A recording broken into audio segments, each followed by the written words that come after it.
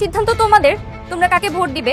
আমি কিন্তু অলরেডি মিরাজের থেকে নাম্বারে এগিয়ে আছি, তাই সিদ্ধান্ত না, তোমাকেই ভোট দেবো। যেভাবেই হোক না কেন সাথেই ক্যাপ্টেন অফ দ্য ভিক্টোরি হয়ে যাবে। ভাই বললো যে আপনি যদি দখল করতে না দেন তাইলে আপনার জন্য মেরে ফেলাই। কি বাবা?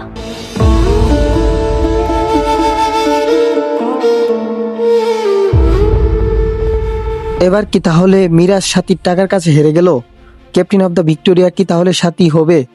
অনন্যার বাবাকে কি তাহলে সাথীর বাবা খুন করেছে নাকি গুম করে রেখেছে? আর কি হতে চলেছে স্কুল গ্যাং সিজন 3 এর 18 নম্বর এপিসোডে? আর 18 নম্বর এপিসোড কবে আসবে? এমন সকল প্রশ্নের উত্তর নিয়ে আজকে হাজির হয়েছি। সো ভিউয়ার্স, ভিডিওটি না টেনে সম্পূর্ণ ভিডিও দেখুন।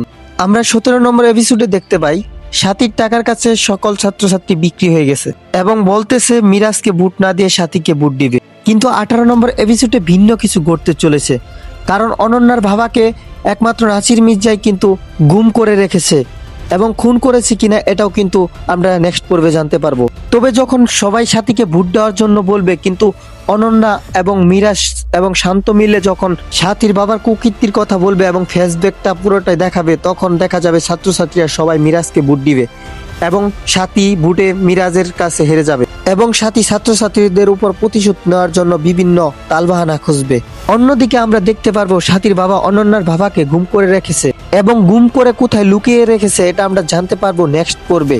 সব মিলিয়ে স্কুল গ্যাং সিজন 3 এর 18 নম্বর এপিসোড কিন্তু ফাটাফাটি হতে চলেছে।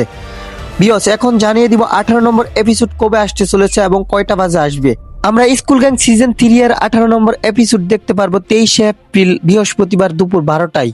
তো আমার মতো আপনারা কে কে 18 নম্বর এপিসোডের জন্য অপেক্ষা করতেছেন অবশ্যই কমেন্ট করবেন এবং বিভিন্ন নাটকের বিভিন্ন তথ্য জানতে এই চ্যানেলটি সাবস্ক্রাইব করে বন্ধু হয়ে পাশে থাকবেন। ভিডিওটি ভালো লাগলে একটি লাইক করবেন, কারণ আপনার একটি লাইকেই কিন্তু আমাদের ভিডিও বানাতে উৎসাহ দেয়। আশা করি বুঝতে পেরেছেন। ধন্যবাদ সবাইকে।